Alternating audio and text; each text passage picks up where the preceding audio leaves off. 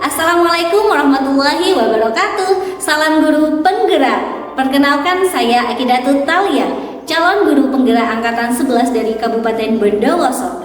Dalam video ini saya akan memaparkan aksi nyata saya dalam diseminasi budaya positif di sekolah saya, UPTD SPF SDN Patemon 2. Selamat menyaksikan.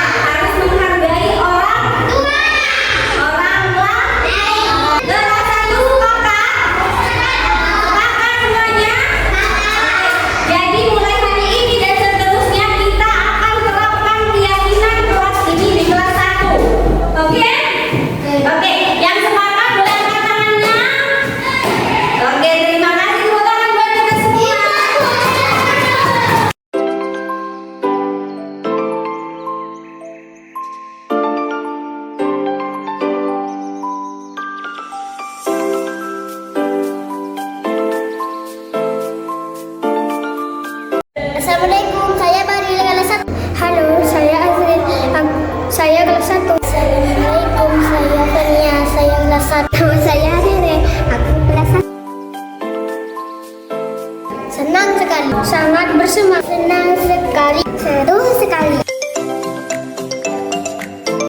Sangat penting, sangat penting, sangat penting, sangat penting. Karena saya belajar bertanggung jawab dapat membuat kita lebih disiplin. Saya lebih bisa menghargai orang lain, bisa membuat kita lebih baik.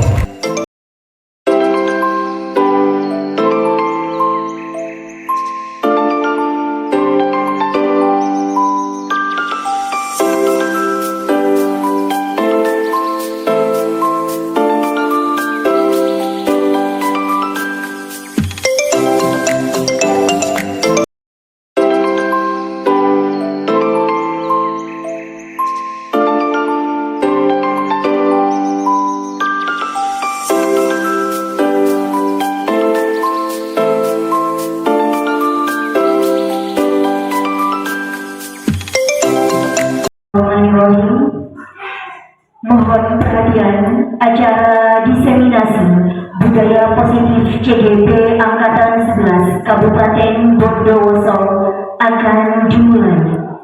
Sebelum acara dimulai, marilah kita menyanyikan lagu kebangsaan Indonesia Raya dan Mas Guru Penggerak. Kepada Ibu Akidatul Talia SPD disilahkan.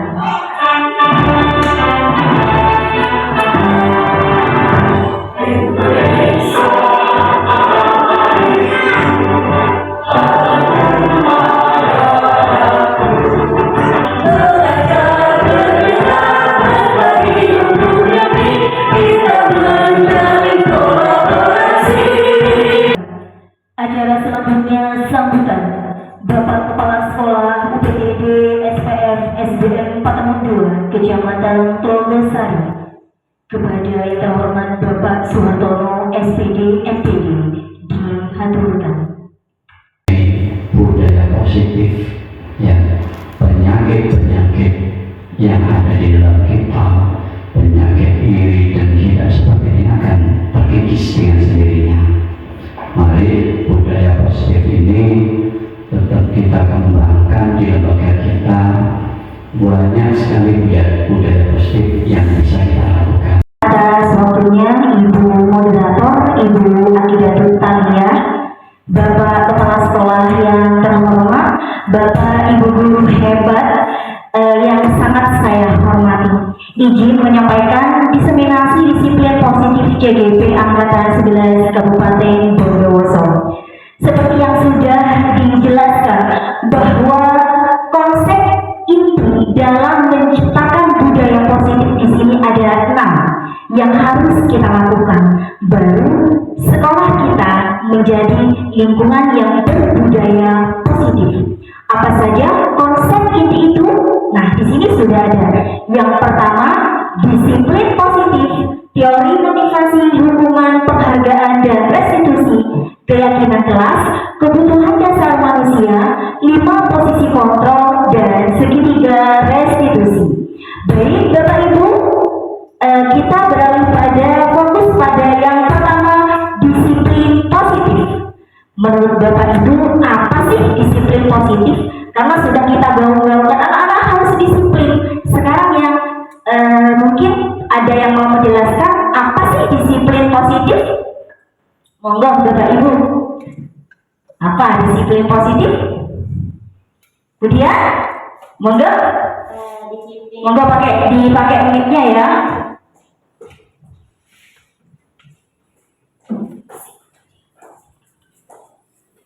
Assalamualaikum warahmatullahi wabarakatuh. Waalaikumsalam warahmatullahi wabarakatuh. Silakan diri kemudian. Ayo kemudian. Baik, terima kasih atas kesempatan yang diberikan kepada saya. Menurut kami, disiplin positif adalah suatu kebiasaan murid yang membawa kepada perbaikan, yang bersifat membangun karakter pada murid kita, seperti itu. Terima kasih. Kita bertepuk tangan untuk Ibu Dianovisa Dewi ya. Nah, bisa sebelum kita memaparkan lebih jauh tentang disiplin positif, saya akan mengajak Bapak Ibu untuk menyimak cerita berikut. Nah, sebelum bercerita, di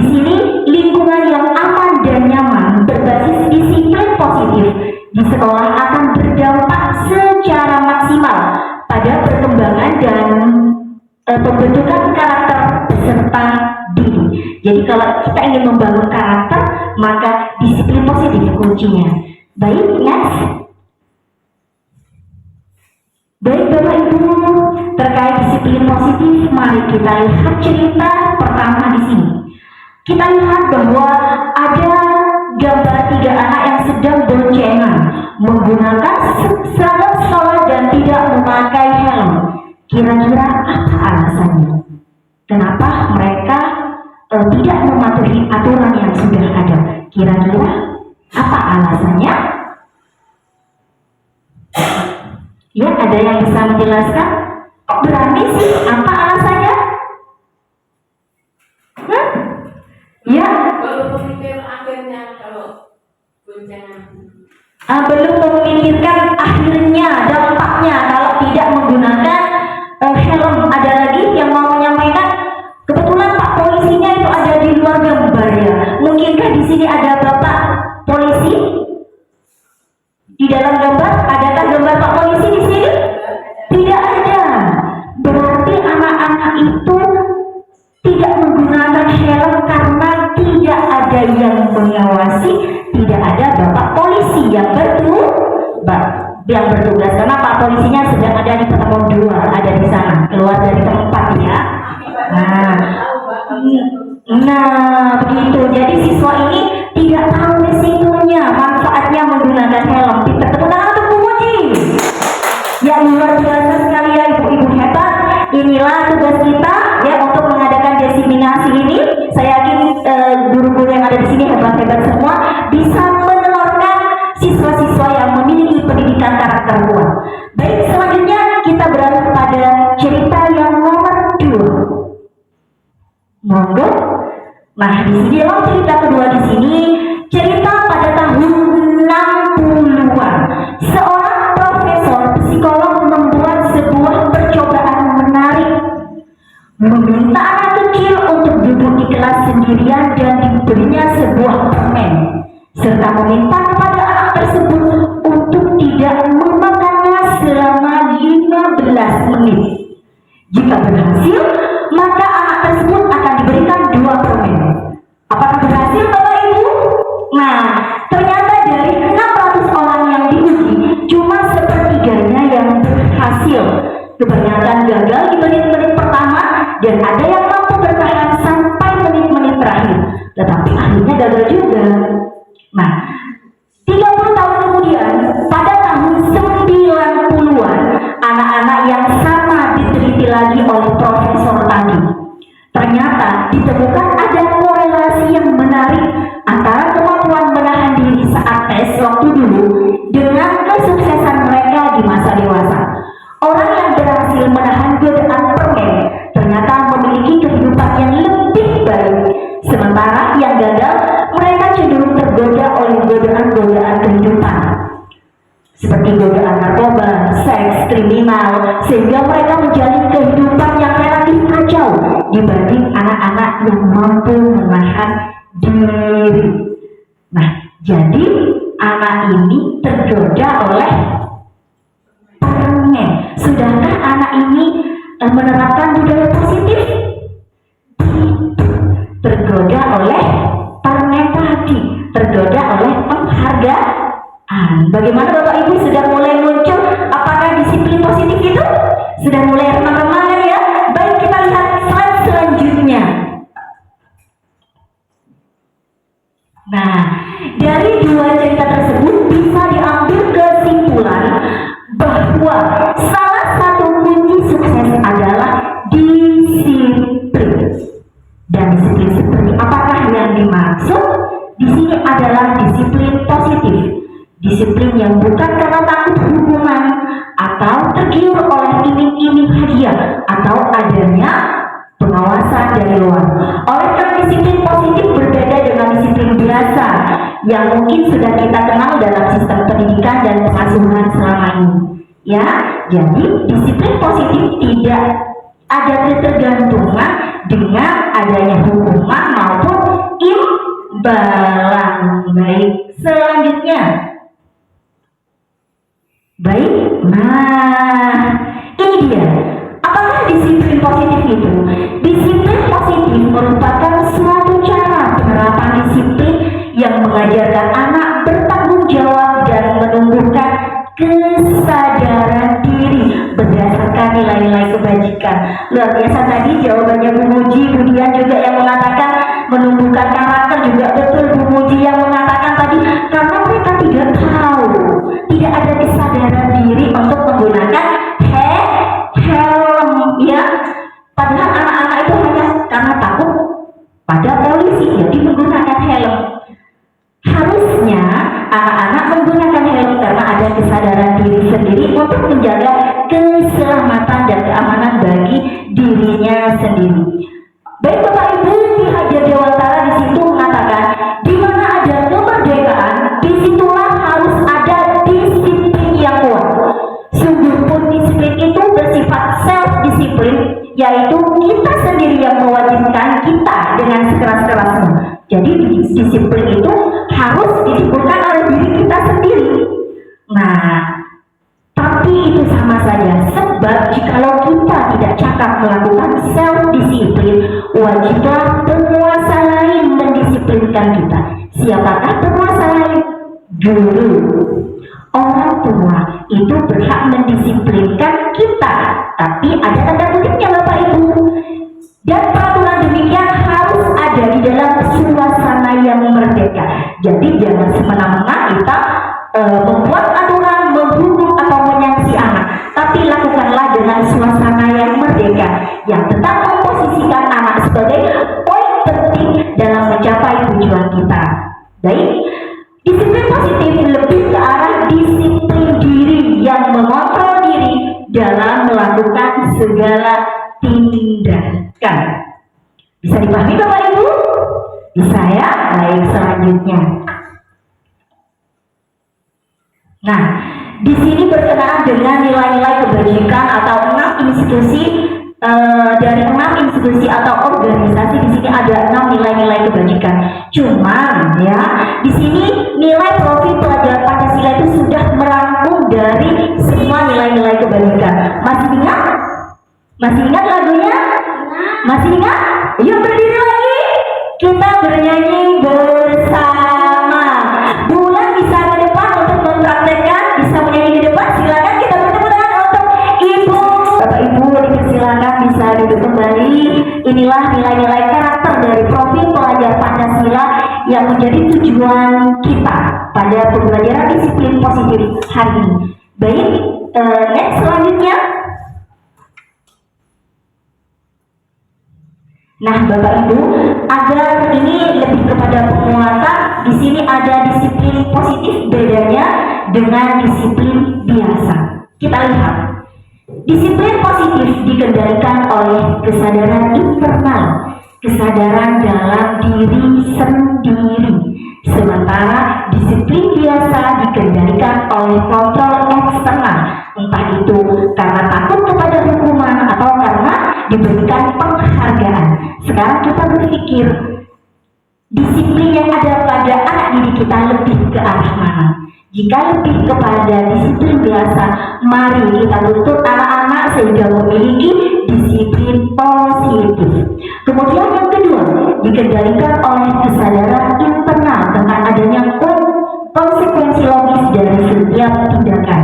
Sementara disiplin biasa dikendalikan oleh hukuman dan imbalan. Jadi kalau ini ada faktor ketergantungan Bapak Ibu, dan dampaknya ini hanya tidak panjang, pendek. Kalau yang ini karena dia fokusnya pada kesadaran diri, maka imbasnya sangat panjang sekali, sangat baik untuk anak seperti itu. Kemudian peraturan dibuat bersama sehingga anak-anak memiliki kepemilikan kepada peraturan. Jadi anak-anak diajak diskusi membentuk keyakinan ya. Sedangkan di sini disiplin biasa dibuat oleh otoritas atau yang berkuasa. Misalkan Bapak KS memberikan harus seperti ini, peraturan harus seperti ini. Nah, itu di sini masih kepada disiplin biasa. Kemudian di sini perilaku yang dianggap tidak disiplin dianggap kesempatan untuk mengajarkan karakter. Jadi kalau anak kita ada yang menyimpang dari norma-norma, maka tugas kita di situ memposisikan diri, ini loh kesempatan untuk mengajarkan karakter pada mereka, bukan malah dianggap sebagai ancaman yang mengganggu, sehingga hasilnya anak-anak menjadi dendam, benci kepada kita, tidak sayang kepada kita, dan akhirnya sekolah menjadi sekolah yang tidak disenangi. Jadi bukan sekolahku surgaku, tidak lagi sekolahku nerakaku, ya. Baik, selanjutnya, pendidik adalah detektif yang terus berusaha memahami akar masalah dan mencoba memperbaiki dan memberi solusi pada akar tersebut. Sementara di sini, guru sebagai hakim yang menghukum dan menghukumi. Ini perlu dijauhi Bapak Ibu, karena setelah kita tahu bahwa sebenarnya disiplin positif ini lebih lebih mengoptimalkan pembentukan karakter anak-anak ketimbang disiplin biasa. Sama-sama disiplin anaknya nanti, cuma ini disiplin karena takut kepada kemudian, karena takut karena ingin pemberian dari kemudian saja. Tapi kalau ini berdasarkan kesadaran diri sendiri. Bisa dipahami Bapak Ibu? Nah, jadi intinya, poin besarnya bahwa disiplin positif itu dikendalikan oleh diri sendiri, kesadaran diri sendiri. Sementara disiplin biasa kebalikannya dikendalikan oleh faktor eksternal, baik dari hukuman maupun dari penghargaan, seperti itu. Baik, next selanjutnya. Nah, tadi berarti bab disiplin positif sudah selesai. Kita buka tanya jawabnya nanti di akhir saja ya. Sekarang kita fokus pada penjelasan tentang materi kita pada siang hari ini. Baik, materi yang kedua adalah motivasi perilaku manusia. Seperti apa yang sudah kita diskusikan bersama tadi, ada berapa motivasi? Motivasi apa saja tadi? Motivasi apa? Internal dari diri. Yang kedua eksternal, motivasi dari luar, baik itu hukuman maupun penghargaan. Baik, next. Nah, di sini motivasi perilaku manusia. Di sini yang pertama untuk menghindari ketidaknyamanan atau hukuman. Terus yang kedua untuk mendapatkan imbalan atau penghargaan dari orang lain. Di sini Bapak Ibu, di sini adalah motivasi eksternal. Hasilnya dampaknya sangat singkat sekali. Jadi karena apa? Karena tidak didasari dengan motivasi internal, tidak ada kesadaran dalam diri anak untuk melakukan aktivitas tersebut.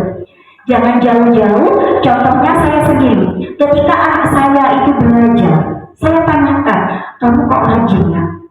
Kamu belajarnya kok rajin? Apa sih yang kamu inginkan sebenarnya yang memotivasi kamu untuk rajin? Bunda, saya itu pengen tetap juara 1 karena saya mulai dari kelas 1 sudah sampai kelas 5 sudah ranking 1.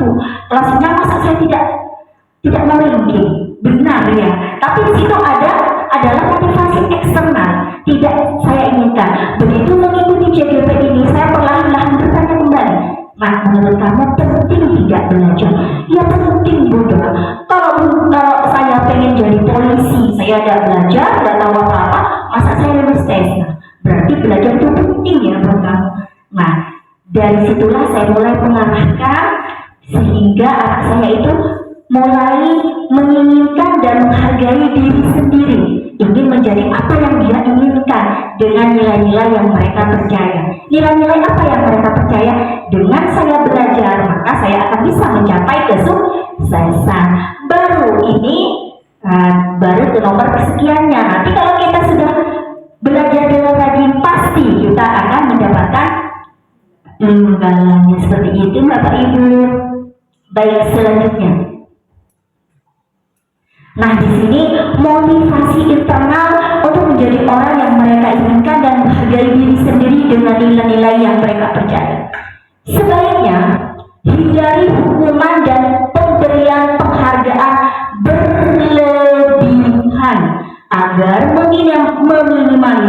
motivasi eksternal dalam diri murid.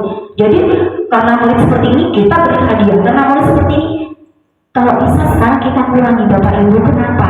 Karena kalau anak-anak tidak dikuatkan dengan motivasi internalnya, khawatir mereka akan gampang goyah, tidak memiliki rasa tanggung jawab. Mereka melakukan sesuatu karena ketergantungan.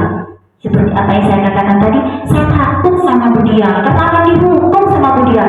Misalnya keliling halaman, atau misalkan saya itu ingin mendapatkan hadiah kado dari Budian. Nah, mereka kan menjadi lupa sebenarnya ini penting loh untuk kita lakukan untuk diri kita sendiri agar apa yang kita inginkan bisa kita gapai dengan lebih baik. Seperti itu Bapak Ibu. Bukan pas tidak bolehnya, boleh kita memberikan penghargaan asalkan kuatkan motivasi internalnya lebih dahulu sehingga balance di sana, sehingga mereka sadar betul apa yang harus mereka lakukan. Ini kewajiban kita, ini tanggung jawab kita, ini penting untuk kita. Nah, sambil lalu kalau kita sudah melakukan, maka insya Allah akan ada penghargaan di situ. Seperti itu Bapak Ibu, bisa dipahami Bapak Ibu? Alhamdulillah. Baik, selanjutnya. Nah, di sini didukung oleh penghargaan. Waktu membaca modul ini saya juga kaget Bapak Ibu, karena saya merupakan salah satu guru, juga salah satu orang tua yang sering memberikan penghargaan kepada anak ketika anak itu mau melakukan apa yang saya inginkan. Apa yang terjadi? Anak saya yang paling kecil, mana dulu bunda hadiahnya, selalu seperti itu. Nah, makanya mulai dari sini saya belajar bagaimana saya menumbuhkan motivasi internal dulu kepada anak-anak saya, kepada murid-murid saya tentunya. Baik, yang pertama, pengaruhnya jangka panjang dan jangka pendek. Tentu saja kalau kita memberikan hadiah, Bu Muji memberikan hadiah pada muridnya, selesai. Atau ayo nak kamu belajar, nanti kalau kamu ngerjakan PR, Bu Guru kasih kamu coklat. Oke, besoknya misalkan gak ngerjakan lagi, ayo nak kamu ngerjakan lagi, Bu Guru kasih coklat lagi. Terus seperti itu sampai suatu ketika misalkan Bu Muji, kamu tidak ngerjakan, nak coklatnya mana Bu Guru? Nah ya betul kan. Kemudian penghargaan itu menghukum sekali. Coba dan kita lihat misalnya di kelas kita terjadi persaingan antara ranking 1 sama ranking 2. Pasti di sana yang merasa down itu adalah yang ranking 2. Nah, di sini maka pintar-pintarlah kita sebagai guru untuk menguatkan motivasi intrinsik, buatlah mereka paham ya, sehingga mereka betul-betul tidak terpengaruh oleh penghargaan ini. Kemudian yang ketiga, penghargaan mengurangi ketepatan. Di sini ada sebuah riset mengatakan ya, kalau kita diberitahu misalkan, nah nanti kamu dalam suatu kelompok, ketika kamu berhasil menjawab, Bu Guru akan kasih kamu hadiah misalkan, maka otomatis kelompok yang benar Bu Guru kasih hadiah. Ketika mau menjawab lagi, pasti mereka terburu-buru karena yang ada di pikiran mereka itu adalah penghargaan. Baik, kemudian penghargaan tidak efektif. Kenapa tidak efektif? Dalam sebuah riset juga disebutkan bahwa contohnya di sana ada sekelompok mahasiswa yang sedang mengadakan sebuah membuat karya ilmiah seperti itu. Nah, kebetulan dari beberapa kelompok itu ada yang berhasil membuat karya ilmiah terbaik, diberilah penghargaan. Seperti itu terus. Ketika penghargaannya berhenti, maka dia akan berhenti mencoba. Sementara anak yang tidak diberikan penghargaan, dia akan terus mencoba. Seperti itu Bapak Ibu. Kemudian penghargaan merusak hubungan. Karena kalau kita memberikan, kita beri tepuk tangan untuk Ibu Bulan, misalkan Ibu Bulan hebat, Ibu Bulan berhak mendapatkan medali emas misalkan. Bagaimana yang lain? Apakah yang lain tidak ada ini? Apakah yang lain tidak ada kecemburuan sosial? Pasti ada. Begitu pula dengan lingkungan kelas kita Bapak Ibu. Jadi kita harus betul-betul memilah, mencari waktu yang tepat bagaimana cara kita memberikan penghargaan kepada anak. Kemudian penghargaan menurunkan kualitas. Dalam suatu riset juga dijelaskan orang yang berbakat seni ketika dia disuruh menggambar dan diberikan tahu hadiahnya, Karena apa? Jadi dia tuh tidak fokus sampai saya akan membuat apa, karena hadiahnya kok cuma ini ya, kok ini ya, nah sehingga menurunkan kualitas seperti itu. Kemudian penghargaan juga mematikan kreativitas, sama seperti yang tadi. Di sini juga dijelaskan bahwa kita hanya memberikan hadiah atau penghargaan kepada orang-orang yang layaklah mendapatkannya. Otomatis kreativitasnya akan melambung tinggi. Bagaimana yang tidak? Cenderung anak-anak yang tidak, saya tidak mungkin mendapatkan penghargaan itu. Kalau sudah saya tidak mungkin, untuk apa saya mencoba lagi? Lebih baik diam. Yang terjadi seperti itu Bapak Ibu ya. Kemudian yang terakhir, penghargaan mengurangi motivasi intrinsik. Ini yang sangat fatal sekali Bapak Ibu. Karena kalau sudah anak didominasi oleh motivasi eksternal atau motivasi dari luar, maka tidak akan ada rasa kesadaran diri, rasa kontrol pada diri sendirinya itu tidak akan ada Bapak Ibu seperti itu. Sebenarnya dengan kita memberikan tepuk tangan, dengan mereka bahagia saja, juara satu diraih oleh misalkan pengumuman lomba, Bapak Kepala Sekolah sering mengumumkan, dengan mereka bahagia, dengan mereka diberi tepuk tangan, itulah penghargaan yang sesungguhnya Bapak Ibu. Jadi jangan dirusak, mari kita mencoba jika ingin memberikan penghargaan, jangan lupa untuk menguatkan motivasi internal, dan jangan lupa jika memberikan penghargaan jangan berlebihan. Bisa dipahami Bapak Ibu? Bisa ya. Baik, selanjutnya. Nah, di sini ada hukuman, konsekuensi, dan restitusi. Mungkin Bapak Ibu masih bingung, apa sih hukuman, apa sih konsekuensi? Nah, adakah yang bisa menjelaskan? Mungkin selain Budian, yang bisa membedakan apa sih hukuman dan konsekuensi? Ayo, saya Bumuji, Budian Bumuji sudah. Iya, Bulan, silakan Bulan. Apa sih bedanya hukuman dan konsekuensi? Mari Bulan. Baik, terima kasih. Kalau menurut saya hukuman itu berupa sanksi fisik kepada anak. Kalau konsekuensi berupa tindakan yang mendidik anak gitu. Sip, luar biasa. Tepuk tangan untuk Ibu Bulan ya. Nah, jadi menurut Bulan hukuman itu lebih kepada sanksi fisik, betul. Tapi tidak menutup kemungkinan psikis juga bisa. Misalkan, dia kenapa kamu sudah terlambat? Kamu ini, ayo sekarang berdiri dulu. Nah, dimarahin di banyaknya orang, itu kan psikis ya, tidak kita pukul, tapi imbasnya kepada anak-anak ya Allah sungguh akan membekas sekali. Saya pernah Bapak Ibu di modul berapa ya, kalau tidak salah di modul 3 kita diminta untuk membuat trapesium usia. Di sana kita mengulang kembali apa sih yang menjadi kesan baik, apa yang menjadi kesan yang buruk. Di situ murid akan ingat, karena ini akan membekas, akan momen-momen yang menyakitkan akan diingat, momen-momen yang paling membahagiakan akan diingat. Lantas Bapak Ibu, maukah kita diingat oleh murid dengan apa ya, dengan yang tidak baik? Tidak kan? Marilah kita menjadi guru yang betul-betul bisa menuntut anak-anak untuk mencapai kodratnya, seperti itu Bapak Ibu. Kemudian kalau hukuman, bentuk sanksi yang diberikan sebagai akibat langsung dari tindakan melanggar aturan, biasanya bersifat negatif dan bertujuan untuk menghukum pelaku. Bahasanya pakai pelaku, ya, pelaku kriminal, menyakitkan dan harus terjadi, membuat tidak nyaman bagi murid dalam jangka waktu panjang sekali, dan korban mendapatkan keadilan dan murid yang satunya menjadi tersakiti, dendam jadinya Bapak Ibu ya. Kemudian bagaimana dengan konsekuensi, seperti apa yang Bulan jelaskan barusan, sampaikan barusan. Nah, di sini sebagai akibat dari tindakan yang dilakukan, fokus pada pembelajaran daripada sebuah hukuman, seperti itu Bapak Ibu. Tujuannya membantu murid memahami dampak dari tindakannya dan membuat pilihan yang baik di masa depan. Konsekuensi bersifat sesuatu yang harus terjadi.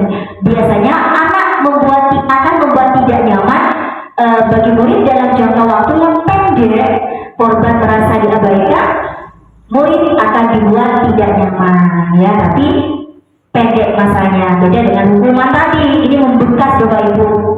Sedangkan restitusi, di sini proses menciptakan kondisi bagi murid untuk memperbaiki kesalahan mereka, sehingga mereka bisa kembali pada kelompok yang mereka dengan karakter yang lebih kuat. Restitusi membantu murid memiliki tujuan, disiplin positif dan memulihkan dirinya setelah berbuat salah. Jadi kalau restitusi di sini kita diajarkan ketika kita membuat kesalahan, bagaimana kita memperbaiki kesalahan itu.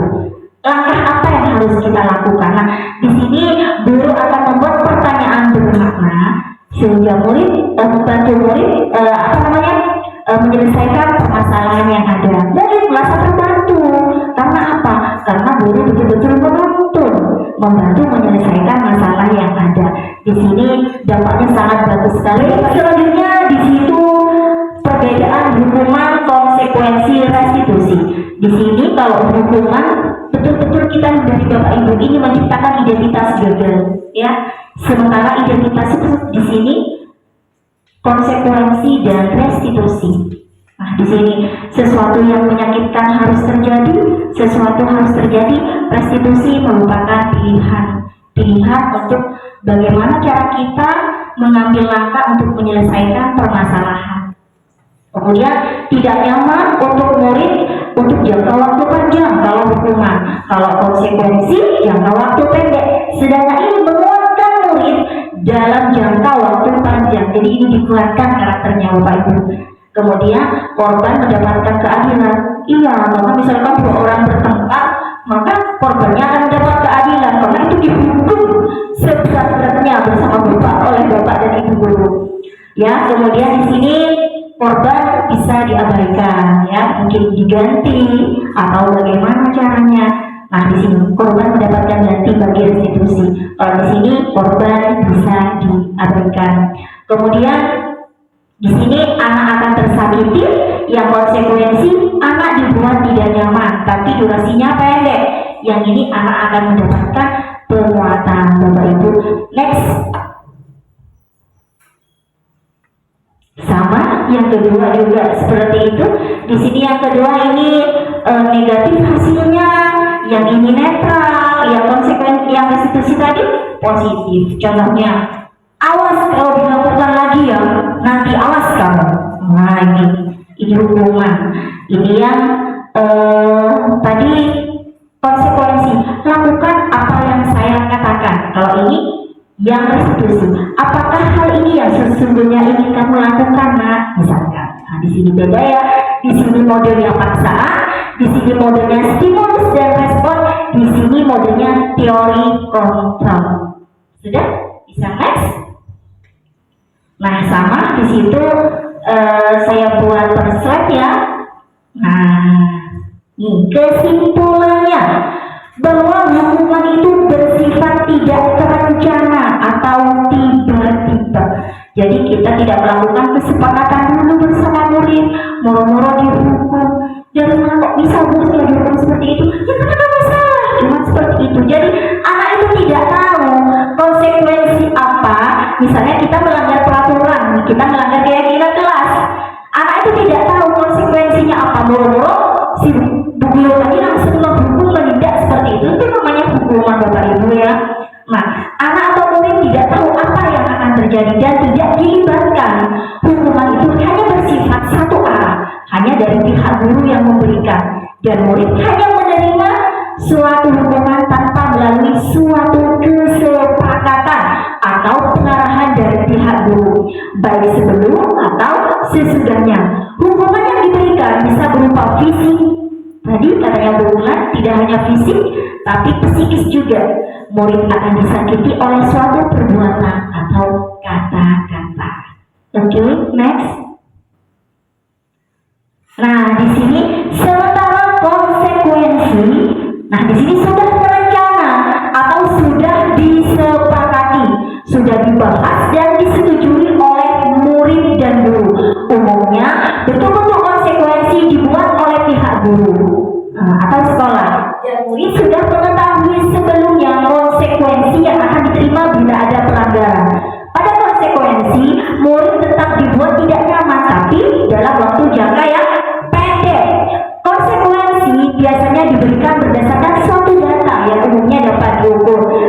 misalnya 3 kali tugasnya tidak diselesaikan, atau murid melakukan kegiatan di luar kegiatan pembelajaran, misalnya mengobrol, maka murid tersebut akan kehilangan waktu bermain dan harus menyelesaikan tugas karena ketertinggalannya. Peraturan dan konsekuensi yang mengikuti ini sudah diketahui sebelumnya oleh murid. Sikap guru di sini senantiasa memonitor murid. Baik, next. Nah, di sini ada 3 tindakan. Mari Bapak Ibu saya ajak berpikir, apakah ini termasuk hukuman atau konsekuensi? Poin pertama, murid diminta untuk push up 15 kali karena tidak mengerjakan PR. Ini termasuk hukuman apa konsekuensi? Hukuman semua jawabannya? Hukuman. Sip, bagus. Yang kedua, membersihkan tumpahan air di meja tulis karena tersenggol pada saat belajar. Hukuman atau konsekuensi? Konsekuensi. Luar biasa Pak AS. Teman-teman kita luar biasa bisa menjawab semua ya. Kemudian yang ketiga, murid disuruh tidak mengenakan sepatu seharian karena tidak mengenakan sepatu hitam. Hukuman apa konsekuensi? Hukuman apa konsekuensi? Luar biasa. Tepuk tangan untuk diri kita sendiri ya, yang sudah hebat menjalankan peran kita sebagai guru. Oke, selanjutnya ini adalah materi terakhir saya tentang keyakinan kelas. Ini sangat penting Bapak Ibu untuk membentuk budaya positif. Poin besarnya, mengapa sih tidak peraturan saja? Mengapa harus menggunakan kata keyakinan kelas? Adakah yang bisa menjawab? Oke, silakan kemudian. Kalau menurut saya, mengapa tidak peraturan kelas? Mengapa harus keyakinan kelas? Karena keyakinan kelas itu berasal dari kesadaran dalam diri anak didik sendiri, seperti itu. Kalau peraturan kan menurut kita selaku pengajar, kalau enggak seperti itu.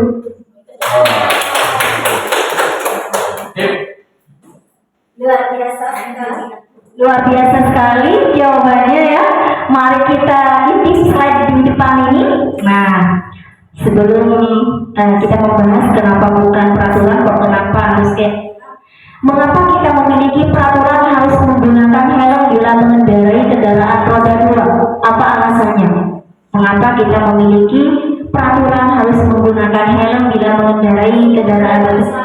Pintar, keselamatan.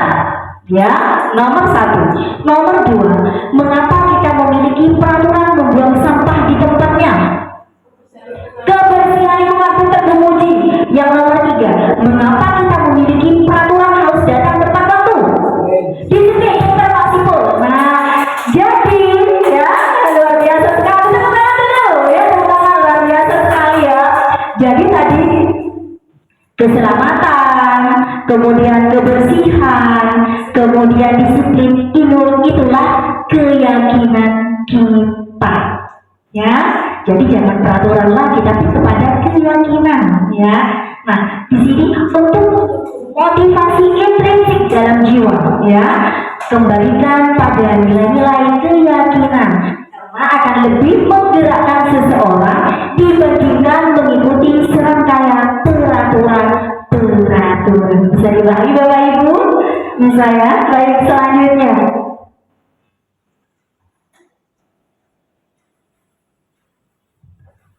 Baik, di sini keyakinan sekolah atau keyakinan kelas. Guru berperan dalam mewujudkan terbentuknya keyakinan sekolah atau kelas dengan adanya kesepakatan antara guru dan murid. Bagaimana sudah dijalankan Bapak Ibu? Yang belum segera ya. Nah, yang sudah alhamdulillah. Jadi kalau membuat kesepakatan jangan hanya berdasarkan kesepakatan membuat sendiri atau mencari di Google. Biar cepat instan cari di Google. Contoh kesepakatan kelas 6 langsung ditempel. Keliru Bapak Ibu. Yang benar kita membuat kesepakatan atau keyakinan berdasarkan kesepakatan antara guru dan murid. Kemudian di sini keyakinan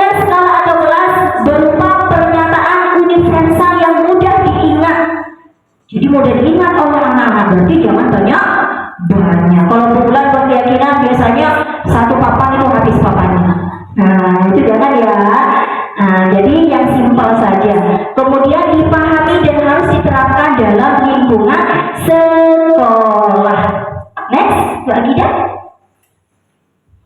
Baik, di sini adalah saya buat contoh peraturan di kelas 2. Selalu mengembalikan buku ke tempatnya, dilarang mengganggu orang lain, hadir 15 menit sebelum pembelajaran dimulai, dilarang melakukan kekerasan. Ini peraturan. Nah, kemudian kita sebagai guru, Bapak Ibu, kita mengadopsi dari peraturan yang sudah ada. Kemudian buatlah nilai-nilai yang kita yakini. Selalu mengembalikan buku ke tempatnya, rasa tanggung jawab, dilarang mengganggu orang lain, berarti menghormati orang lain, hadir 15 menit sebelum pembelajaran dimulai, menghormati orang lain atau boleh berkomitmen. Yang terakhir, dilarang melakukan kekerasan. Di sini keselamatan dan menghargai orang lain. Jadi kita tarik nilainya seperti itu, Bapak Ibu. Baik, next. Nah, nilai-nilai tadi ya yang sudah bertanggung jawab, menghormati orang lain, kita jadikan satu set. Nah, ini yang namanya keyakinan kelas. Nilai-nilai tadi menjaga keselamatan, keamanan, kebersihan itu adalah keyakinan kita, ya. Karena keyakinan kelas itu adalah nilai-nilai kebajikan atau prinsip universal yang disepakati bersama secara universal, lepas dari latar belakang suku, negara, bahasa, maupun agama. Next. Nah, kemudian setelah kita membuat kesepakatan tadi dari nilai-nilai tadi ya, kita membuat pernyataan keyakinan. Bapak Ibu, tujuannya apa? Agar siswa paham. Jangan-jangan siswanya yang dikatakan bertanggung jawab itu apa? Saya tidak tahu. Nah, untuk itu kita membuat pernyataan keyakinan. Contohnya saya ambil satu contoh saja, bertanggung jawab. Setiap anggota kelas perlu melaksanakan tugasnya dengan bersungguh-sungguh, seperti itu. Lanjut, menghormati. Setiap anggota kelas perlu titik-titik terus, seperti itu. Berkomitmen terus. Itu namanya membuat pernyataan keyakinan. Nah, setelah itu kemudian ditandatangani oleh murid dan guru, lalu dipajang. Next. Nah, ini ada cara membentuk keyakinan sekolah, Bapak Ibu.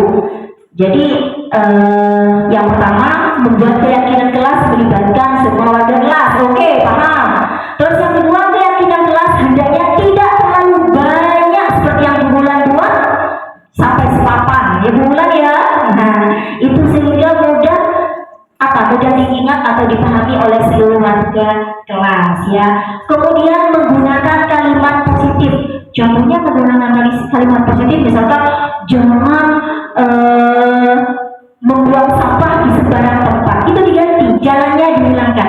Buanglah sampah pada tempatnya. Jadi jangan menggunakan kalimat yang negatif, tapi menggunakan kalimat yang positif. Kemarin saya sudah membuat keyakinan kelas dengan siswa kelas 1 Bapak Ibu.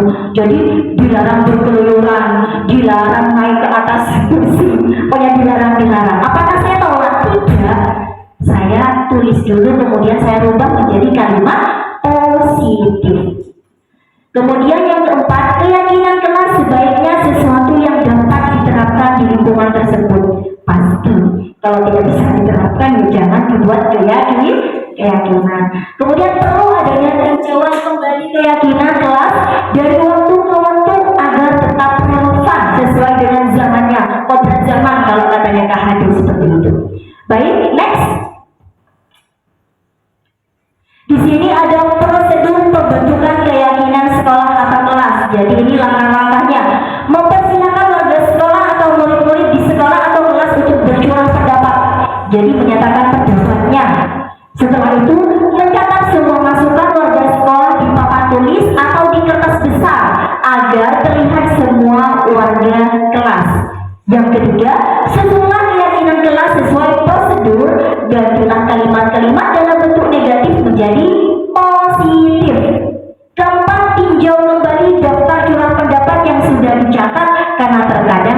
berupa peraturan. Tadi dari peraturan kita ambil nilai-nilainya seperti itu Bapak Ibu. Kemudian tinjau ulang keyakinan sekolah atau kelas secara bersama-sama. Setelah menyetujuinya, berilah tanda tangan keyakinan sekolah atau kelas tersebut, termasuk guru dan semua warga atau murid. Kemudian keyakinan sekolah atau kelas selanjutnya bisa diletakkan di dinding kelas atau di tempat yang mudah dilihat semua warga kelas. Ini kalau keyakinan kelas kita sudah buat ya, nampaknya kita perlu membuat keyakinan sekolah Bapak biar bisa diterapkan, biar kita bisa membentuk budaya positif. Baik, selanjutnya agar semua warga kelas dapat memahami setiap pernyataan yang telah tercantum dalam keyakinan kelas, maka selama seminggu di awal tahun ajaran baru dapat didedikasikan untuk pendalaman setiap keyakinan dengan berbagai kegiatan. Tadi dijabarkan tanggung jawab itu seperti apa, itu dijabarkan. Kemudian kegiatan-kegiatan yang bisa kita lakukan juga kegiatan yang tampak atau tidak tampak. Misalnya kegiatan yang tampak kita masuk sesuai dengan peraturan yang ada misalkan ya.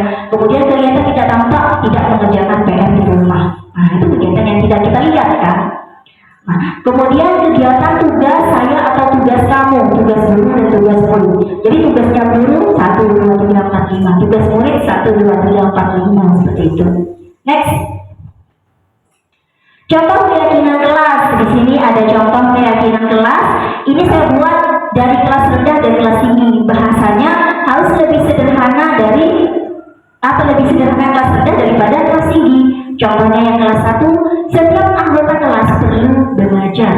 Setiap anggota kelas perlu senang. Setiap anggota kelas perlu melakukan tugas. Setiap anggota kelas perlu saling menghargai. Itu yang kelas 1. Kelas tinggi selalu bersikap positif, senantiasa menjadi diri terbaik, percaya dan menghormati orang lain serta barang miliknya, berkomitmen terhadap setiap tugas, senantiasa membantu. Ini kan nilai-nilai semua Bapak Ibu. Jadi tidak kayak peraturan kalau yakin. Jadi nilai-nilai yang sudah kita yakini seperti itu. Next. Nah, ini PR kita. PR kita tanya-tanya, tanda-tanya dalam benak kita. Kuatkan pondasi kelas. Bapak Ibu, mari di sini kalau kelas kita sudah kuat pondasinya, maka budaya positif akan mudah diterapkan di sekolah kita, mudah diwujudkan dalam sekolah kita. Kenapa kelas bahasanya? Kenapa bukan sekolah? Karena sekolah ini juga Bapak Ibu banyak beragam karakter. Kita lakukan dari organisasi yang paling kecil dulu. Di mana? Di kelas. Karena saya lihat, saya sering mengamati kelas yang pondasinya sudah kuat. Jempol Bapak Ibu di sini sering jarang terjadi pelanggaran atau kadang terjadi pelanggaran bisa diatasi dengan baik seperti itu Bapak Ibu. Jadi ini PR kita. Kenapa ini saya taruh di slide terakhir dalam pembahasan saya? Karena menurut saya ini adalah apa yang harus kita lakukan. Poin penting yang harus kita lakukan itu di sini. Bagaimana cara menguatkan pondasi kelas? Membangun keyakinan, menerapkan disiplin positif, nanti menerapkan segitiga restitusi, mengetahui kebutuhan dasar manusia, banyak sekali. Jadi PR kita tidak hanya Assalamualaikum, Waalaikumsalam di kelas. Kita mengajar Assalamualaikum, Waalaikumsalam, selesai, tidak seperti itu Bapak Ibu. Karena tujuan kita, tugas kita sangat luhur Bapak Ibu, menuntut anak didik kita sebaik mungkin. Tujuan kita bisa untuk dunia, karena kita juga akan mendapat hak kita sebagai guru, juga ini bekal jariah kita di akhirat nanti. Baik Bapak Ibu, sudah bisa dipahami? Adakah yang mau ditanyakan dari apa yang sudah saya paparkan? Baik, silakan bagi yang mau bertanya. Ya, dimulai, mari.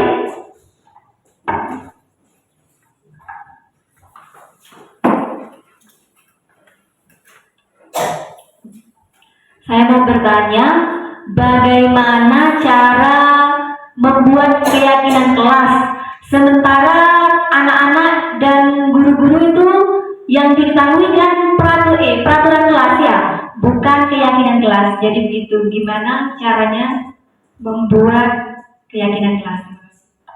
Terima kasih Ibu Bulan ya. Bagaimana cara membuat keyakinan kelas sementara yang kita ketahui adalah peraturan kelas. Sama, itu saya terapkan di kelas 1. Mari anak-anak kita buat keyakinan. Apa keyakinan itu guru? Tidak tahu. Kalau saya ngomong peraturan, anak-anak paham. Jadi sudah, kita mulai dari peraturan dulu, kemudian dari peraturan kita ambil nilai-nilainya, kita jadikan keyakinan kelas, seperti apa yang sudah saya terangkan tadi, prosedur membuat keyakinan kelas dan cara membuat keyakinan kelas seperti itu. Jadi kita membuatnya dari peraturan dulu, Bulan. Setelah itu baru keyakinan. Sambil lalu kita menjelaskan bahwa sebenarnya yang perlu kita buat atau kita terapkan adalah keyakinan kita, ya, seperti itu.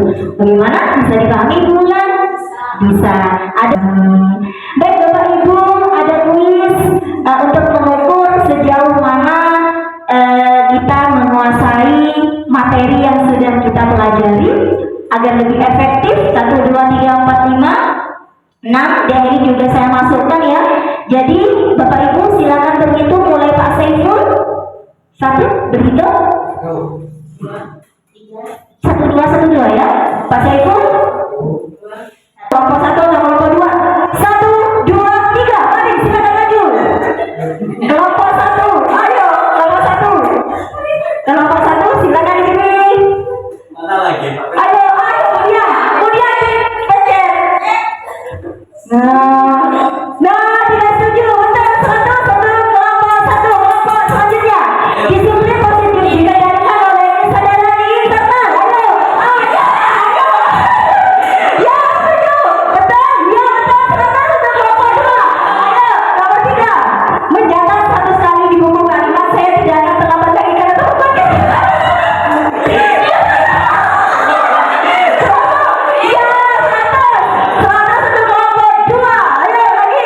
Menggantikan kertas teman yang dicoret-coret termasuk. Ya, ada yang mana?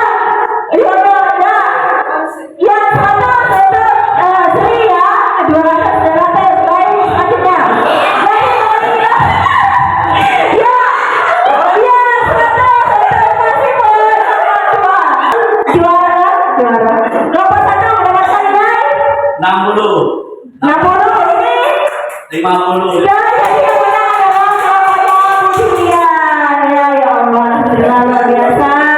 Baik Bapak Ibu, terima kasih atas partisipasinya. Selanjutnya saya serahkan kepada teman saya untuk melanjutkan materi selanjutnya. Dipersilakan Ibu Akidah. Baik, terima kasih. Saya lanjutkan ya. Ini materi keempat. Masih semangat Bapak Ibu? Masih. Oke, jadi materi yang keempat ini tentang 5 kebutuhan dasar manusia. Tidak asing ya kata-kata ini ya, 5 kebutuhan dasar manusia. Nah, setelah yang pertama langsung saya kasih pertanyaan ini, mohon maaf ya. Ini pertanyaan formatif, saya bacakan. Ibu Ambar, guru wali kelas 2A di SD Pelita Hati, sedang bingung menghadapi ulah salah satu murid di kelasnya, Doni. Beberapa anak di kelas 2A telah datang padanya dan mengeluhkan Doni yang seringkali minta bekal makan siang mereka dengan paksa. Jika Anda menghadapi situasi seperti Ibu Ambar, apa yang akan Anda lakukan? Menurut Anda, kira-kira apa alasan Doni melakukan hal itu? Ada yang mau menyuarakan pendapatnya dalam kasus ini? Kira-kira jika kita ada di posisi Ibu Ambar, apa yang akan kita lakukan jika mendapati murid yang suka mengambil makanan temannya dengan paksa? Ya, itu dia. Menurut saya karena Doni tidak pernah tercukupi kebutuhan makannya di rumah. Mungkin Ya. seperti itu. Oke, terima kasih. Boleh tepuk tangan untuk Ibu Dia. Baik. Jadi di sini kira-kira apa alasannya? Tolong pertanyaan tematik ini kita ingat karena ini akan saya gabungkan dengan materi setelah ini. Next.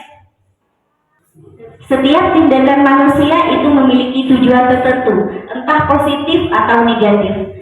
Semua yang kita lakukan adalah usaha terbaik kita untuk mendapatkan apa yang kita inginkan. Ketika kita mendapatkan apa yang kita inginkan, sebetulnya saat itu kita sedang memenuhi satu atau lebih dari satu kebutuhan dasar kita. Sependapat dengan pernyataan ini ya? Sependapat. Baik, next.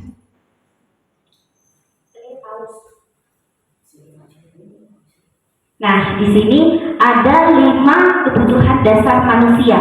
Yang pertama, kebutuhan bertahan hidup. Kedua, kebutuhan kasih sayang dan rasa diterima. Ketiga, kebebasan. 4, kesenangan. Dan terakhir, penguasaan. Lanjut.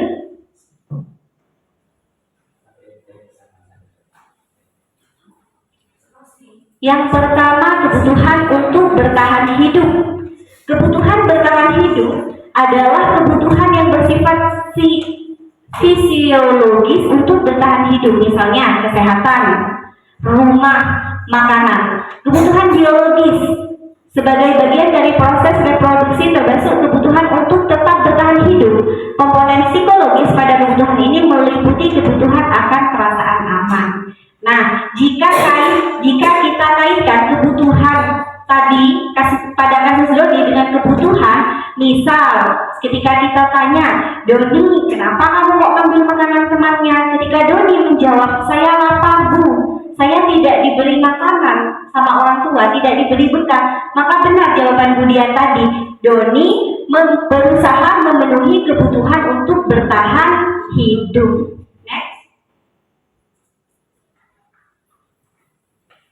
Yang kedua, kebutuhan akan rasa kasih sayang dan rasa diterima. Kebutuhan ini dan ketiga, kebutuhan sebentar lagi adalah merupakan kebutuhan psikologis, kalau yang barusan fisiologis. Kebutuhan untuk disayangi dan diterima meliputi kebutuhan akan hubungan dan koneksi sosial. Kebutuhan untuk memberi dan menerima kasih sayang dan kebutuhan untuk merasa menjadi bagian dari suatu kelompok. Kebutuhan ini juga meliputi keinginan anak untuk tetap terhubung dengan orang lain seperti teman, keluarga, pasangan hidup, teman kerja, binatang peliharaan, dan kelompok di mana kita bergabung. Nah, kalau kita gabungkan kasus Doni tadi, misal ketika ditanya, Doni jawabnya, saya senang bu diperhatikan oleh teman. Ketika saya mengambil barang teman-teman merasa teman-teman jadi perhatian sama saya. Teman-teman melaporkan pada guru melaporkan ke orang tua, sehingga orang tua lebih memerhatikan anak ini. Maka kebutuhan yang berusaha Doni penuhi adalah kebutuhan akan rasa kasih sayang dan diterima. Next. Yang ketiga, kebutuhan akan kebebasan. Kebutuhan untuk bebas adalah kebutuhan akan kemandirian, otonomi, memiliki pilihan, dan mampu mengendalikan arah hidup seseorang. Anak-anak dengan kebutuhan kebebasan yang tinggi menginginkan pilihan, mereka perlu banyak bergerak, suka mencoba-coba, tidak terlalu terpengaruh orang lain, dan senang mencoba hal baru dan menanti. Nah, kalau dikaitkan lagi, misal Doni jawabnya alasannya, saya bosan bu dengan menunya dari ibu, itu saja, maka saya ambil barang milik teman, makanan teman. Maka kebutuhan yang berusaha dia penuhi adalah kebutuhan akan kebebasan. Bisa dipahami, Gih? Baik, next.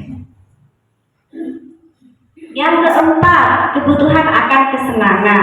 Kebutuhan untuk merasa senang. Kebutuhan akan kesenangan adalah kebutuhan untuk mencari kesenangan, bermain dan tertawa. Bayangkan hidup ini kalau tanpa kenikmatan apapun betapa menyedihkan.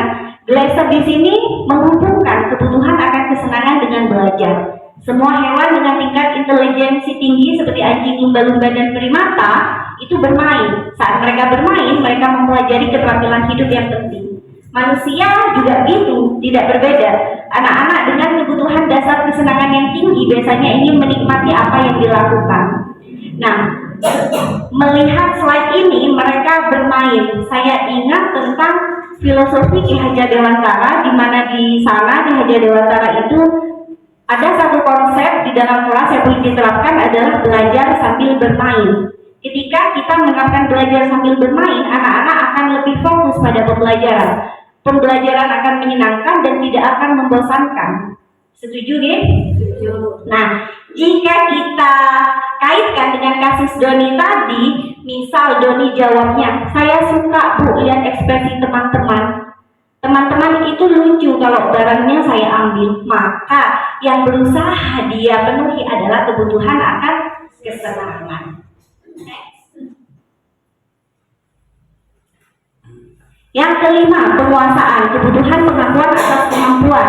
Kebutuhan ini berhubungan dengan kekuatan untuk mencapai sesuatu, menjadi kompeten, terampil, diakui atas prestasi dan keterampilan, didengarkan dan memiliki rasa harga diri. Kebutuhan ini meliputi keinginan untuk dianggap berharga, bisa membuat perbedaan, bisa membuat pencapaian, kompeten, diakui dan dihormati. Ini meliputi self-esteem dan keinginan untuk meninggalkan pengaruh.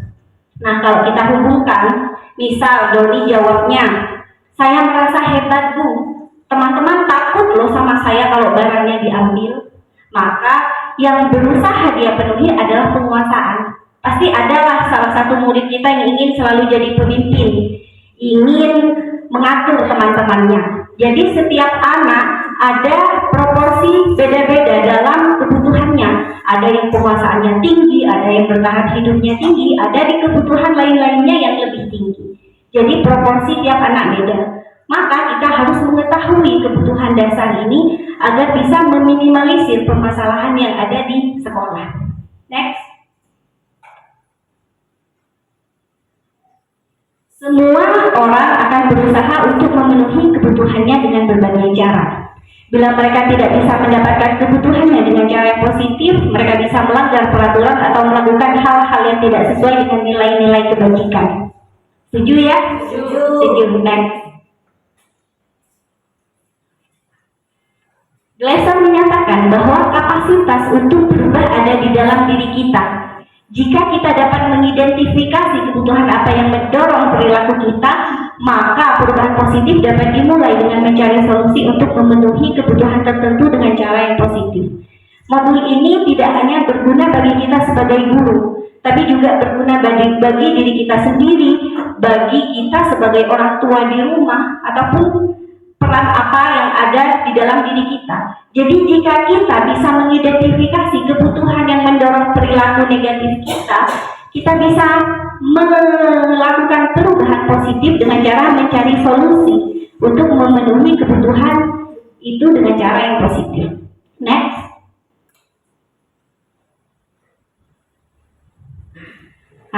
Langsung poin kedua. Yang kedua adalah tentang 5 posisi kontrol manusia. 5 posisi kontrol manusia. Pernah mendengar kalimat ini Bapak Ibu? Belum ya. Saya juga waktu mempelajari awal-awal di modul ini juga ini merupakan hal baru bagi saya. Mari kita pelajari bersama. Next. Saya kasih pertanyaan lagi ya. Yang pertama, Tisa dan Hana dipanggil masuk ke ruangan Ibu Dewi, Kepala Sekolah SMA Makmur. Ibu Dewi baru saja mendapatkan pengaduan dari Ibunda Tisa bahwa Hana menggunakan kata-kata kasar dan merendah-rendahkan Tisa di media sosial. Yang pertama itu. Yang kedua, Anto jarang sekali hadir di pembelajaran jarak jauh, dan pada saat hadir pun Anto seringkali menggunakan kata-kata kasar di kolom chat, mengejek teman-temannya. Hal ini sudah sangat mengganggu dan beberapa orang tua murid yang mengikuti pembelajaran daring mengeluhkan tentang perilaku Anto pembelajaran jarak jauh. Bila Anda adalah seorang kepala sekolah, penerapan disiplin apakah yang akan Anda lakukan untuk kasus Hana dan Anto? Sebenarnya saya ingin tanyakan langsung tadi kepada Bapak KS. Cuma Bapak KS-nya ini lagi keluar. Mungkin teman-teman yang lain, kira-kira bila kita kepala sekolah, penerapan disiplin apa yang akan kita gunakan kepada kasus Hana dan Anto yang sering menggunakan kata-kata kasar? Sepertinya kasus ini sering terjadi di sekolah kita. Apa? Kemudian silahkan. Mungkin kalau menurut saya bisa dimulai dari keluarga dulu ya. Mungkin si Anto ini dengan Tisa di rumah itu kurang mendapatkan perhatian dan kasih sayang dari ibunya. Dia seperti itu. Kita butuh pendekatan di dalam keluarga dulu, kemudian meluas ke lingkungan pendidikan dan masyarakat seperti itu. Mungkin. Terima kasih jawabannya Ibu Dian. Lalu tangan untuk Ibu Dian. Baik, kita langsung ke slide berikutnya. Nah, melalui serangkaian riset dan berdasarkan pada teori kontrol Dr. William Glasser, ini kalau orang luar bacanya susah gitu ya. Berkesimpulan ada 5 posisi kontrol yang diterapkan seorang guru, orang tua ataupun atasan dalam melakukan kontrol. Jadi modul ini bisa kita terapkan di semua peran kita. Sebagai orang tua, kita juga bisa menggunakan posisi ini kepada anak-anak. Kelima posisi kontrol tersebut adalah penghubung, pembuat merasa bersalah, teman, pemantau, dan manajer. Next.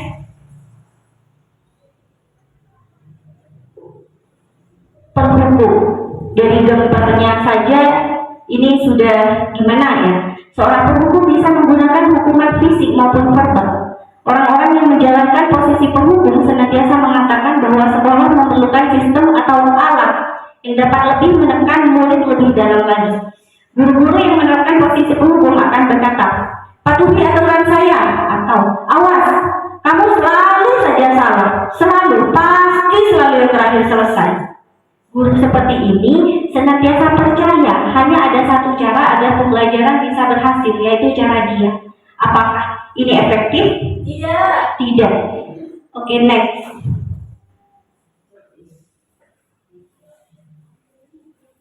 Yang kedua, membuat merasa bersalah. Pada posisi ini biasanya guru akan bersuara lemah lembut. Pembuat rasa bersalah akan menggunakan keheningan yang membuat orang lain merasa tidak nyaman, bersalah atau rendah diri. Kata-kata yang keluar dengan lemah lembut akan seperti, ibu sangat kecewa sekali dengan kamu. Berapa kali bapak harus memberitahu kamu ya? Gimana coba kalau orang tua kamu tahu kamu berbuat begini? Nah, dengan posisi ini murid akan memiliki penilaian diri yang buruk tentang mereka. Mereka akan merasa tidak berharga dan telah mengecewakan orang yang mereka ajak tatap muka atau mengecewakan orang-orang yang disayangi, begitu.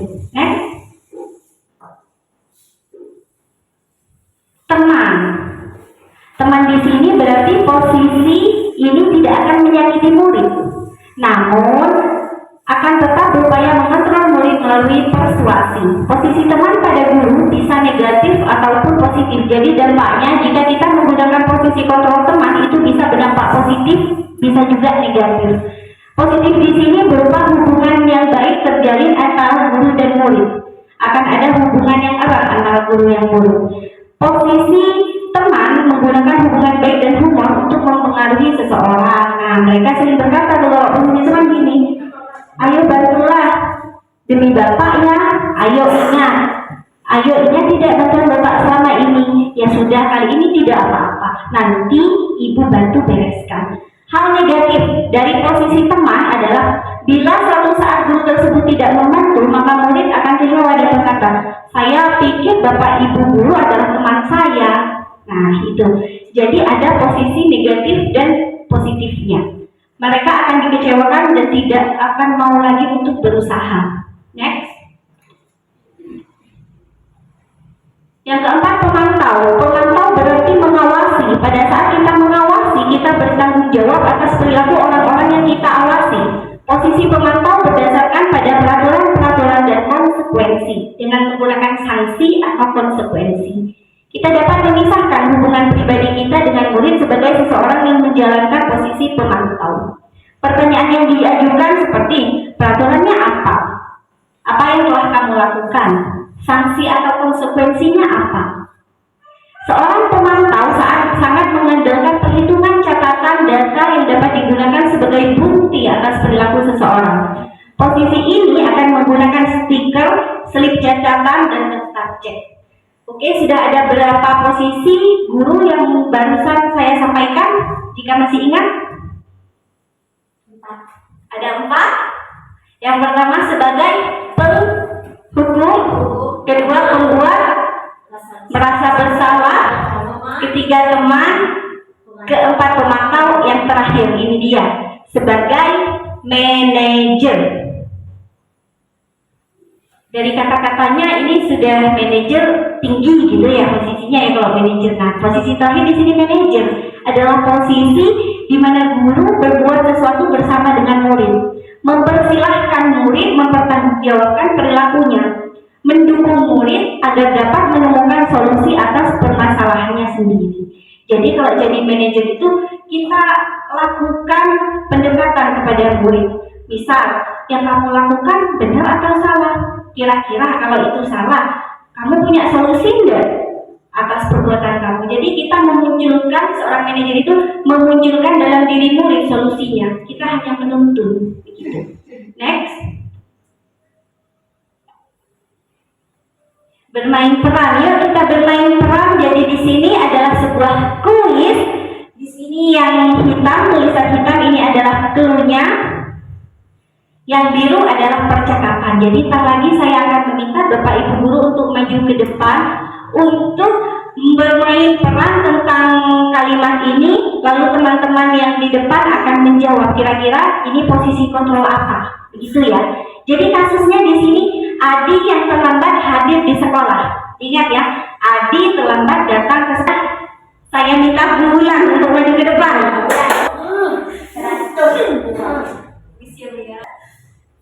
Ternyata, terlambat lagi.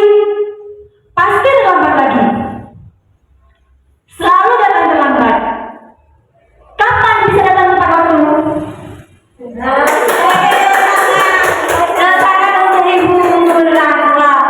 Menghayati sekali peran ini ya, terutama dalam diri Ibu Bulan. Posisi kontrol yang Ibu Bulan terapkan barusan itu posisi kontrol sebagai seorang apa? Gimana Pak Sipul, kira-kira posisi kontrol apa yang digunakan Ibu Bulan? Mata melotot, menghardik-hardik, jari menunjuk-nunjuk. Kira-kira ini posisi kontrol apa? Penghukum. Coba kita lihat apa? Betul, penghukum. Jadi jika kita menerapkan posisi kontrol penghukum seperti tadi, Bulan sangat resah, mata melotot, jari menunjuk-nunjuk, terlambat lagi, kalau murid kita gitu kan, gimana perasaan murid? Takut, sedih, mangkel, trauma, mungkin juga ada rasa dendam? Ada. Nah, hasilnya apa kalau kita menggunakan posisi kontrol itu? Kemungkinan besar murid akan marah, mendendam, atau bersifat agresif. Bila anak-anak sudah masuk ke dalam sekolah atau sudah duduk ke bangkunya, bila mereka tidak bisa mengeluarkan emosinya, mengeluarkan dengan cara yang negatif, bisa saja mereka mencoret-coret bangku, mencoret-coret buku, karena mereka merasa kesal diperlakukan seperti itu. Atau bisa jadi lebih buruknya sepulang sekolah murid melihat motor atau mobil Bapak Ibu guru dan akan menggores kendaraan tersebut dengan paku. Kalau di SD ini kayaknya jarang, tapi kalau di SMP dan di SMA bisa, sering terjadi. Jadi apakah posisi kontrol penghukum ini efektif untuk kita gunakan sebagai guru? Tidak. Jadi mulai hari ini jangan lagi menggunakan posisi kontrol penghukum karena akibatnya tidak baik untuk psikologis dan pembentukan karakter anak. Next. Jadi di sini ada 3 tahapan segitiga restitusi, yaitu yang pertama menstabilkan identitas, kedua memvalidasi tindakan yang salah, dan ketiga menanyakan keyakinan. Next. Yang pertama, menstabilkan identitas. Apa sih isi dari menstabilkan identitas ini? Yaitu bagian dasar dari segitiga restitusi yang bertujuan untuk mengubah identitas anak dari yang gagal karena melakukan kesalahan menjadi orang yang sukses.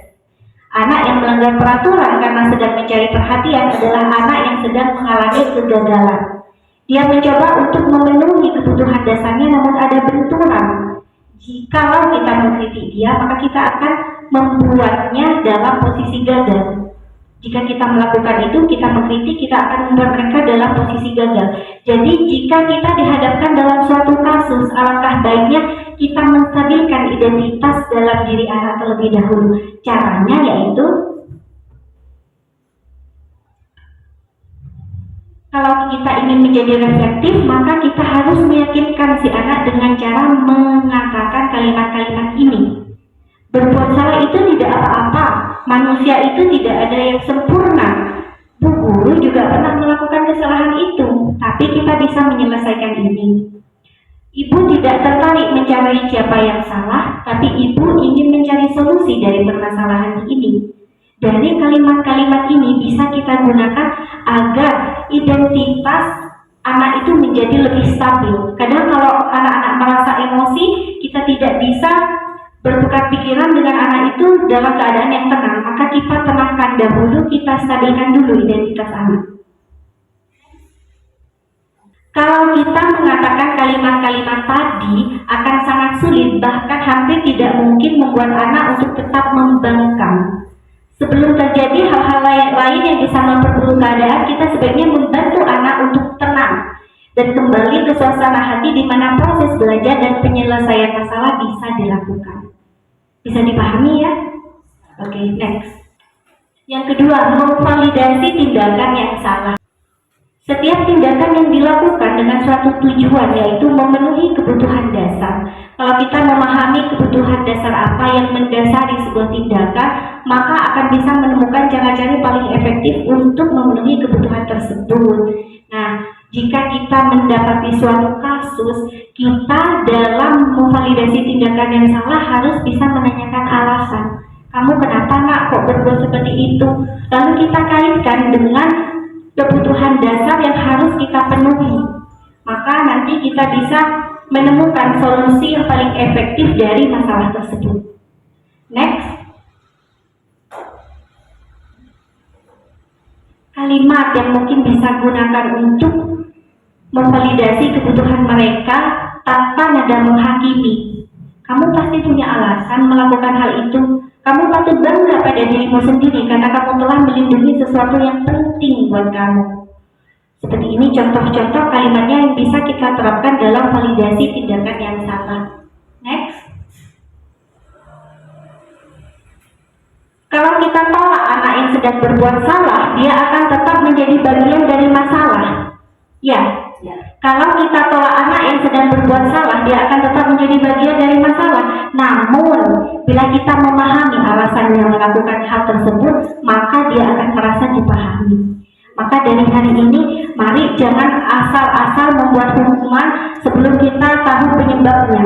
Karena terkadang banyak yang tidak kita ketahui dalam diri anak sehingga mereka berbuat seperti itu. Next. Menanyakan keyakinan. Ini poin terakhir. Teori Korton menyatakan bahwa pada dasarnya motivasi secara internal ketika identitas sukses telah tercapai pada langkah 1 dan tingkah laku yang telah divalidasi di langkah 2, maka anak akan siap untuk dihubungkan dengan nilai-nilai yang dipercaya dan berpindah menjadi orang yang diinginkan.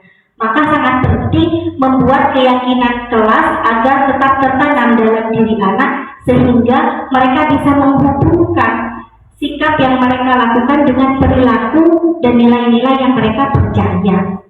Kalimat yang bisa kita gunakan dalam menanyakan keyakinan adalah apa yang kita percaya sebagai kelas, nilai-nilai apa yang sudah kita kesepakati, atau bayangan kita tentang kelas ideal itu seperti apa.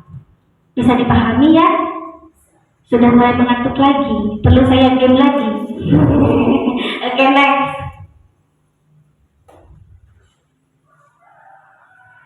Apakah kamu ingin menjadi orang yang sukses, bertanggung jawab, dan bisa dipercaya? Kebanyakan anak akan mengatakan iya, tapi mereka tidak tahu bagaimana caranya menjadi orang seperti itu. Guru dapat membantu dengan pertanyaan seperti apa jika mereka menjadi orang seperti itu. Ketika anak sudah mendapat gambaran yang jelas tentang orang seperti apa yang mereka inginkan, guru dapat membantu anak-anak tetap fokus pada gambaran tersebut. Jadi dalam menanyakan keyakinan kita tanyakan, apakah yang kamu lakukan sudah benar? Jika tidak, apa keyakinan kelas yang sudah kita kesepakati? Apakah sudah sesuai dengan keyakinan kelas? Jika tidak, solusi apa yang mungkin akan kamu lakukan? Kamu kedepannya akan menjadi seperti apa? Seperti itu.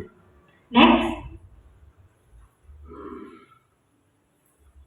Mari kita bersama-sama memahami kebutuhan anak, menggunakan peran kontrol terbaik dan menerapkan segitiga restitusi. Sedikit cerita Bapak Ibu, kemarin dalam menerapkan segitiga restitusi, alhamdulillah saya mendapat modul ini, saya langsung dihadapkan dengan sebuah kasus kemarin. Kasusnya lumayan rumit, barang saya diambil oleh salah satu anak. Akhirnya saya mencoba untuk menerapkan ini, namun karena emosi dari rumah saya sudah cerita kepada Ibu Rini, saya tidak akan menerapkan segitiga restitusi, saya mantel, ini barangnya guru, kenapa kok bisa dibuka-buka, bisa diambil dalamnya. Akhirnya saya ketemu dengan anaknya, saya tidak jadi marah, malah saya nangis. Karena saya tahu yang melatar belakangi anak apa, alasan dia melakukan itu apa. Sehingga yang awalnya saya mangkel, saya menjadi luluh. Seperti itu. Saya mulai menerapkan segitiga restitusi ini pada anak. Alhamdulillah kemarin didampingi oleh Ibu Muji dan Ibu Yuli juga. Dan ternyata yang dialami anak itu berat. Sangat berat. Sehingga dia melakukan hal tersebut. Saya terapkan menstabilkan identitas, memvalidasi tindakannya yang salah, sampai menanyakan keyakinannya. Juga orang tuanya sempat datang tanpa saya minta kemarin Bapak datang ke sini, mohon maaf, meminta maaf karena itu sudah tertanam dalam diri anaknya, kayaknya sudah menjadi karakter. Jadi itu sulit kita rubah. Tapi mari kita bersama-sama, orang tuanya saya juga minta mari bersama-sama, karena kebetulan anaknya tidak tinggal sama orang tuanya, tinggal sama mbahnya. Jadi yang saya identifikasi kemarin, anak ini butuh kasih sayang. Anak ini membutuhkan rasa bertahan hidup, membutuhkan kebebasan. Kompleks sepertinya anak ini. Makanya dari sekarang mari kita bersama-sama mengetahui kebutuhan anak itu yang dibutuhkan apa. Posisi kontrol yang kita gunakan yang terbaik apa? Lalu mari kita menerapkan segitiga restitusi bersama-sama untuk menemukan solusi yang terbaik. Begitu ya? Siap ya Bapak Ibu ya? Baik. Oke, langsung saja. Perlu game lagi? Tidak. Mungkin ada pertanyaan? Oh, langsung. Ya. Assalamualaikum warahmatullahi wabarakatuh. Baik, saya akan mengajukan pertanyaan. Yang pertama adalah apakah perlu kita menggunakan segitiga restitusi pada setiap permasalahan? Yang pertama. Yang kedua, dalam segitiga restitusi kita membolak-balikkan segitiga restitusi itu. Kalau segitiga restitusi itu ada 1, 2, 3, apakah kita bisa membolak-balik dari segitiga restitusi tersebut? Terima kasih.